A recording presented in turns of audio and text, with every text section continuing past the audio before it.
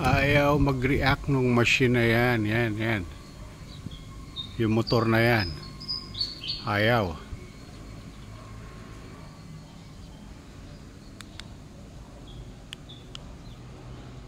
Ayan. Gagawin natin yan. Aakyatin natin yan.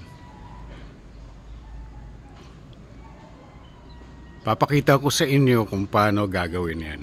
Okay?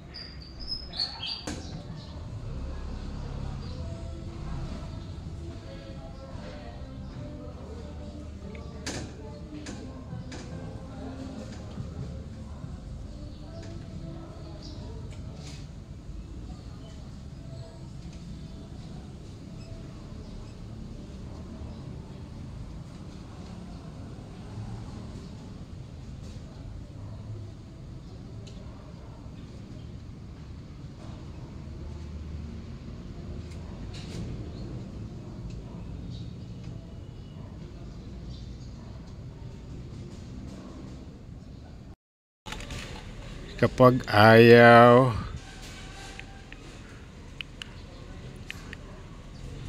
makontrol ang machine na ito, ang gagawin natin, una, isi-save muna natin, bubuksan muna natin ito para ma-disengage siya sa gate, para hindi siya tatakbo yung gear na yan. Ayan. Oh, daming ibon ah.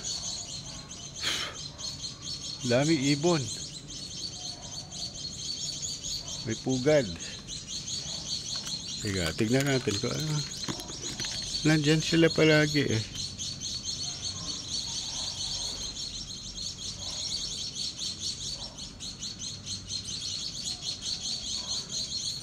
Ayan na lang natin sila. Madami talaga ibon dito kasi madaming puno rito. Ayan. Okay, so disengage ito. Tapos tatanggalin itong takip. Tinanggal ko na yung screw niyan para mas mabilis. Okay, tatanggalin na ito yung takip. Lagay natin doon.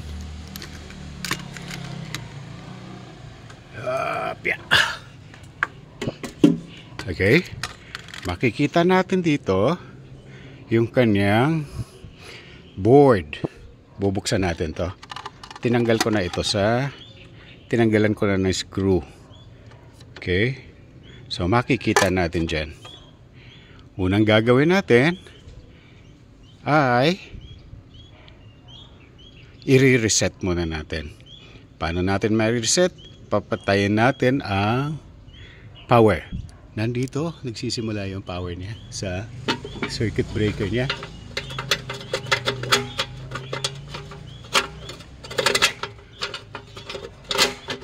Okay, so patayin muna natin to. Okay, naka-off na siya. Ayan, naka-off na. Pinapawisan na ako guys. Mataas to guys. Inaakat ko guys. Okay, balik tayo dito. Okay guys, reset natin. Tapos turn on ang power. Okay, umilaw na rito. Ilaw dyan. Ayan, ang ilaw. Pipindutin natin na isang beses lang yung button na may nakalagay na steady. Ito. Yan, may nakalagay na steady. Matagal-tagal na hihinto, mawawala yung ilaw. O, yan. Mga 2 seconds lang. Tapos, pipindutin natin yung remote. Okay. Gumagana na siya.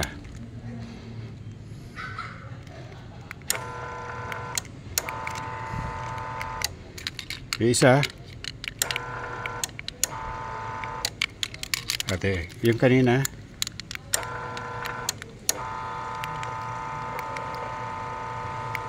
Okay.